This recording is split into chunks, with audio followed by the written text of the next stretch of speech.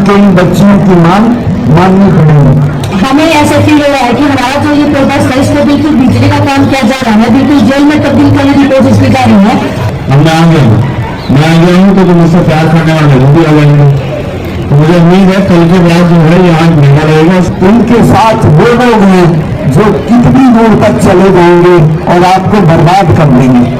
नमस्कार दोस्तों, कर्नाटक चुनाव में बीजेपी की करारी हार के बाद ब्रिजभूषण शरण सिंह ने इस्तीफा दे दिया है।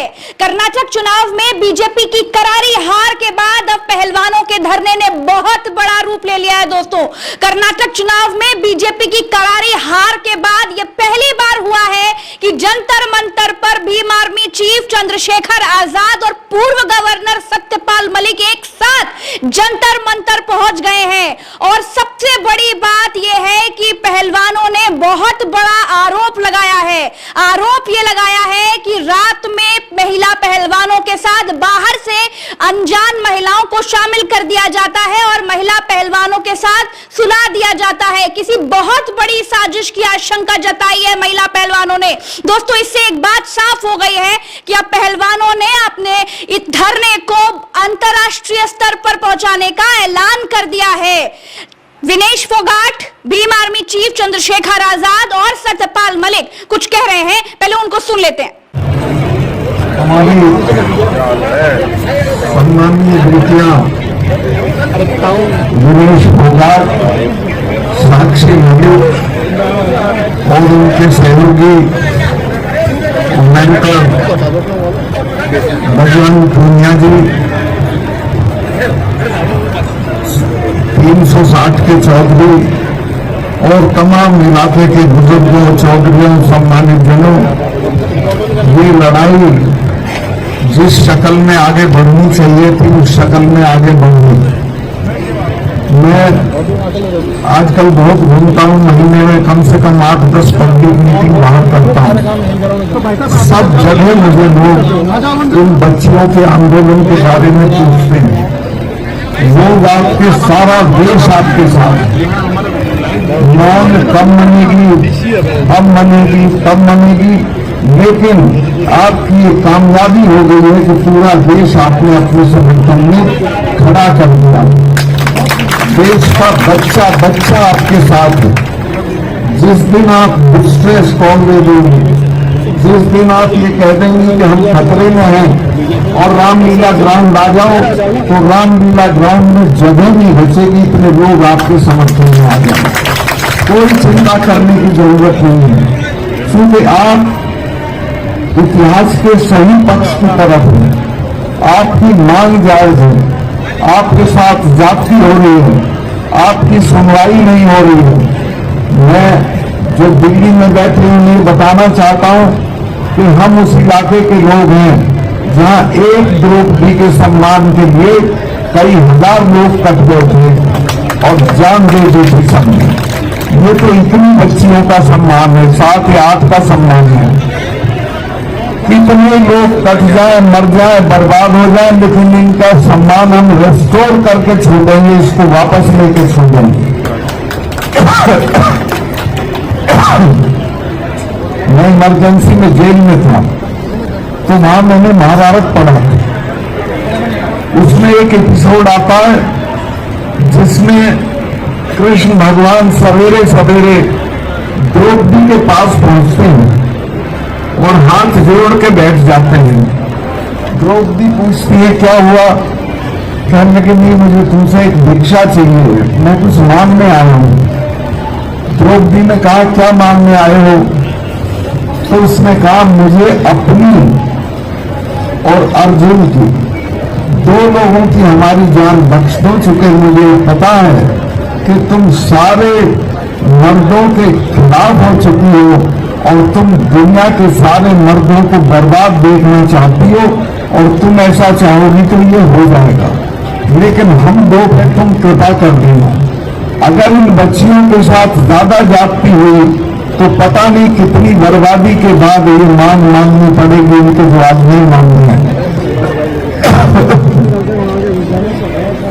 चौधरी वीरेंद्र सिंह जी ने मेरी पार्टी बीजेपी बता दी, मैं तो जिस दिन गवर्नर बना था उसी दिन पार्टी से ताल्लुक खत्म हो जाता, मेरा कोई ताल्लुक नहीं है और जिंदगी में उस तरफ कभी देखूंगा नहीं।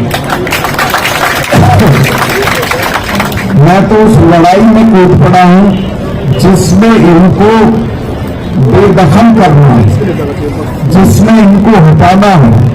अकेले पुलवामा का जो मैंने रहस्य उद्घाटन किया है, अगर इसी को लेकर हम गांव-गांव चले गए, ये फैल गया है। टीवी पे तो इसको नहीं आने दिया था, उन्होंने उसी दिन शाम को ये पाबंदी लगा दी थी कि पुलवामा के मामले पर एक लाइन नहीं जानी चाहिए। लेकिन ये हमारे बच्चे जो वो करते हैं, इससे सोशल मीडिया घर घर चला गया। हर आदमी पूछ रहा है कि अच्छा हमारे बच्चे मरवा दिए उन्होंने सिर्फ अपनी राजनीति के लिए, कोई जांच नहीं की उस मामले में। और मैंने यही कहा था कि हमारी गलती से हुआ, तो मुझे कहा गया कि चुप हो जाओ। मैं समझा इसलिए चुप कर रहे हैं कि जांच कराएंगे। आज तक कोई जांच उसकी नहीं हुई है। 42 बच्चे हमारे सब घरों के जवान बच्चे चले गए और इनको कोई उसका असर नहीं हुआ। तो ये इतना बड़ा मुद्दा है कि ये तो इसी पे जुड़े हो जाएंगे, इनका पता भी नहीं चलेगा कहाँ चलेगा। और ये बच्चियों के साथ जो अन्याय कर रहे हैं, ये सर पे चढ़ के बोलेगा। ये जब गाँव में जाएंगे सब जगह लोग इनसे पूछेंगे कि इन बच्चियों का क्या कर रहे हो, इन पे कोई जवाब नहीं होगा। इसलिए मैं जो भी बीजेपी से जुड़े हुए लोग हैं उनसे कहना चाहता हूं कि अपनी जान बचानी है तो अभी से दबाव डालो कि इन बच्चियों के सवाल को मांगे, तो इनकी मांग को मांगे, इनका अपमान ना करें। मैंने देखा रात में जब ये बारिश में वो अपने लिए तख्ते मंगवा रही थी, तब इनके साथ पुलिस का जो व्यवहार था वो बहुत शर्मनाक था। लेकिन यहाँ तो सब प्रशासन में समझ शर्म खत्म हो चुकी है, सरकारों में तो हो चुकी है, लेकिन जनता में अभी बची हुई है। अगर ये लड़ाई जल्दी से खत्म नहीं की और इनकी बातें नहीं मानी गई तो ये बहुत दूर तक जाएगी। और जैसे किसानों के मामले में माफी मांग के कानून वापस करने पड़े, इसी तरह से माफी मांग के इन बच्चियों की मांग माननी पड़ेगी। कोई राजनीतिक बात करना नहीं चाहता हूं। मैं जब प्रधानमंत्री जी से मिलने गया किसानों के मामले पर, और मैंने उन्हें कहा साहब ये 6 महीने से पड़े हैं, इनसे अब तक बात नहीं हुई है, कुछ बातचीत हो जाए, इनको कुछ ले दे के निपटा दीजिए, तो बोले चले जाएंगे, सब बात क्यों फिक्र करते हो। मुझे गुस्सा आया, मैंने कहा साहब उनको जानते नहीं हो आप, जिससे लड़ रहे हो उसके बारे में जान लो कि लड़ किससे रहे हो, ये भी जान लो ये किन की बेटियां हैं। मैंने कहा कि ये जो सिख लोग हैं ये 300 साल नहीं भूलते हैं। इनके गुरु ने अपने 4 साहबजादे कटवा दिए थे लेकिन समझौता नहीं किया था, ये ऐसे ही नहीं जाएंगे। और हमारे वाले तो अकबर की कब्र खोद लाए थे, ये तो 3रे महीने लाल किले पे चढ़े रहते थे। इन लोगों से लड़ा नहीं जाता, इन लोगों से बातचीत करके मसला हल किया जाता है। तो इन बच्चियों का भी डीएनए जान लेना चाहिए सरकार को कि किन को सता रहे हो, किन को दुखी कर रहे हो। इनके साथ वो लोग हैं जो कितनी दूर तक चले जाएंगे और आपको बर्बाद कर देंगे। मैं यही प्रार्थना करूंगा कि इनको सद्बुद्धि आए और ये जल्दी से जल्दी इनकी मांग मान लें। अभी मैं जब ये मेडल जीत के आती हूँ, एक तो मैं आपको बताऊं, जब ये पोडियम पे खड़ी होती है और तिरंगा लहराया जाता है, राष्ट्रगान गाया जाता है, तो हर आदमी के बदन में एक झुरझुरी हो जाती है। लेकिन अच्छा उस वक्त इनकी जात भी पूछते हो कि ये 10 मेडल लाई है तो इसमें कितनी किस जाति की है। अब इनकी जात पूछ रहे हो, शर्म आनी चाहिए तुमको। इनकी कोई जाति नहीं है, इनकी एक ही जाति है कि राष्ट्र देश के लिए है और देश के लिए उन्होंने मेहनत करके नाम और सम्मान कमाया है। तो कुछ एहसान मानो और इसकी भरपाई करो, इनकी बात मान के। मैं बहुत लंबा भाषण करने की स्थिति में नहीं हूँ, मेरी तबीयत भी नहीं ठीक है, पैरों में चोट है, इसके बावजूद मैं व्हील चेयर लेके 2 बार आ चुका हूँ और आता रहूंगा, कोई ऐसी बात नहीं है। पर मैं बच्चियों को ये आश्वस्त कर देना चाहता हूँ कि कुछ मत करो, आप बैठे रहना, खाना खाते रहना, ये पूरा देश आपके साथ खड़ा है। जब ये अन्याय सर के ऊपर से उतर जाएगा तो आप देख लेना, लोग उनके बंगलों में घुस जाएंगे, और ये तो नजदीकी है बंगला जिसकी जरूरत है हमको, तो ये दिल्ली छोड़कर भाग जाएंगे। तो मैं अंत में आपको, बच्चियों को आश्वस्त करता हूं कि किसी किस्म की कोई जरूरत हो, मैं वीरेंद्र सिंह जी, हम पूरी तरह आपके साथ हैं और कोई फिक्र करने की जरूरत नहीं है। और चौधरी साहिबान, आप सारा दिन ताश खींचते हो, उससे बेहतर है यहाँ आके बैठ जाया करो और रोज याद है आप भी अपने मेहनत करते हो, ठीक है? अच्छा सर, बोलिए, ठीक है, धन्यवाद, बहुत बहुत बहुत धन्यवाद। हमने चंद्रशेखर जी से कहना कि वो कुछ कहें। सहयोगी साथी, अब हमारी महिला बहन जो रेसलर है, भाई जो रेसलर है, उनकी चढ़ाई में, क्योंकि आज लंबा समय हो गया और कोई पॉजिटिव रिजल्ट नहीं आया। मैंने 4 तारीख में आपसे वादा किया था कि मैं यहाँ परमानेंट के लिए बैठूंगा। मैं जवाब देकर भूलता नहीं हूँ। बाबा साहब अम्बेडकर ने भी कहा कि किसी भी देश की तरक्की का पैमाना मैं उस देश की महिलाओं की तरक्की को मानता हूँ। ये देश में उस देश की बेटियां जिन्होंने नाम रोशन किया, उनके साथ अन्याय हो कि मेरे जैसे भाई भूल नहीं रख सकते। वो जिन हालातों में यहाँ है, उन्हें हालातों में उसी बिना स्वभाव के हम लोग इस आंदोलन को लड़ेंगे, और जब तक हम लोग नहीं जीतेंगे तब तक ये आंदोलन हमारा यही इसी स्तर से जारी रहेगा। और मैं अपने सभी साथियों से कहूँगा, मैं इसलिए चुपचाप आया क्योंकि मेरा मकसद दिखावा करना नहीं है। अगर मैं दिखावा जोर लगा गया तो पुलिस के लोग बाहर ही रोक लेते। अब मैं आ गया हूँ, तो जो मुझसे प्यार करने वाले वो भी आ जाएंगे। तो मुझे उम्मीद है कल के बाद जो है यहाँ मेला रहेगा, उस मेले को देखने के लिए बहुत लोग आएंगे। और फिर मेरा ये भी मानना है कि हमें अपनी बहनों के हौसले को बढ़ाना है। कल रात की भी एक घटना पता लगी, इससे पहले भी अब तो जरूरत है ना। भारत का हमेशा का इतिहास रहा है कि हमेशा यहाँ नारी की रक्षा होगी, और मेरी मां ने तो मुझे सिखाया कि अगर किसी व्यक्ति का अपमान हो तो मैं मौजूद हूँ, और तुम उसको नहीं रोक पाओ तो कोई फायदा नहीं तुम्हारे जीवन का। मैं अपनी बहनों को दिया वचन निभाऊंगा, और मेरा वादा है कि वो जो चाहती थी गाँव तक प्रोटेस्ट जाए, कल के बाद आप देखना गाँव तक प्रोटेस्ट जाएगा। आपको गाँव से खबर मिलेगी, कस्बों से, तहसील से खबर मिलेगी कि सब लोग न्याय मांग रहे हैं देश के प्रधानमंत्री से, क्योंकि बातें पुलिस के पास नहीं है, देश की सरकार से। और उन सब लोगों से जो चुप बैठे उनसे भी सवाल पूछ रहे हैं कि अपनी गाड़ी का इंतजार कर रहे होते हैं। इसलिए बहुत बहुत धन्यवाद। आज से हम लोग उसे प्रोटेस्ट स्थल पर अपनी गाना बोलने के बीच लेंगे, उस गाड़ी को मजबूत से। धन्यवाद।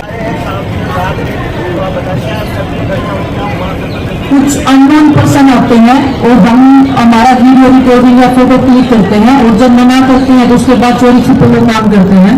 तो सीधा सीधा मतलब कि हमको स्टॉकिंग किया जा रहा है, और सोने की भी कोशिश की गई है। यहाँ पे महिलाएं भेजी जा रही हैं अंदर, जिनको हम जानते नहीं है, रात को भी, जिससे हमारा कोई भी जो प्रोटेक्शन जो चल रहा है, जितने भी लोग हैं, जिससे कुछ भी मतलब ऐसी चीजें नहीं करवाने की कोशिश की जा रही है जो हम नहीं चाहते हैं इस आंदोलन को या इस सच्चाई की लड़ाई को खराब करने की।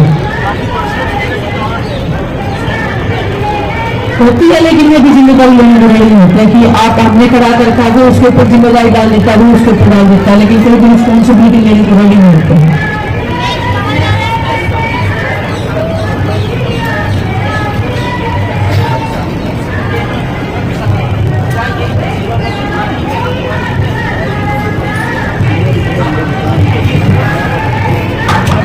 मिलाने को जरूरत आएगी, ये हो जाएगी। ठीक, ओके, थैंक यू। अभिषेक,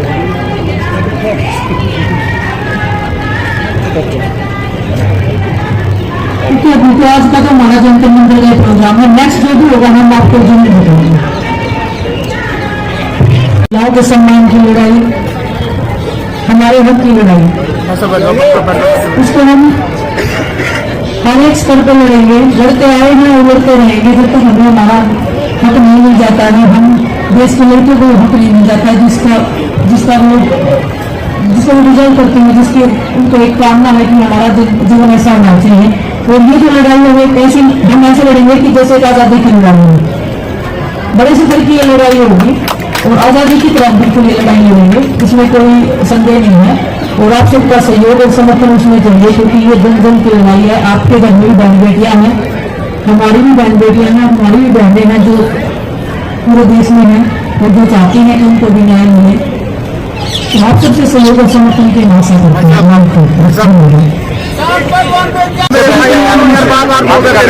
सबसे पहले तो हम फोन नंबर बना रहे हैं जो हमारी भारत की बेटियों को इस लड़ाई में समर्थन देना चाहता है, वो इस नंबर पर मिस कॉल करें। नंबर है 9053903100। मैं एक बार फिर से रिपीट कर रही हूँ, 9053903100। आप इस पर मिस कॉल करके हमें समर्थन कर सकते हैं। और आप सभी मीडिया वाले जो है शुरुआत से बहुत सपोर्ट कर रहे हैं, हमारा बहुत साथ दे रहे हैं।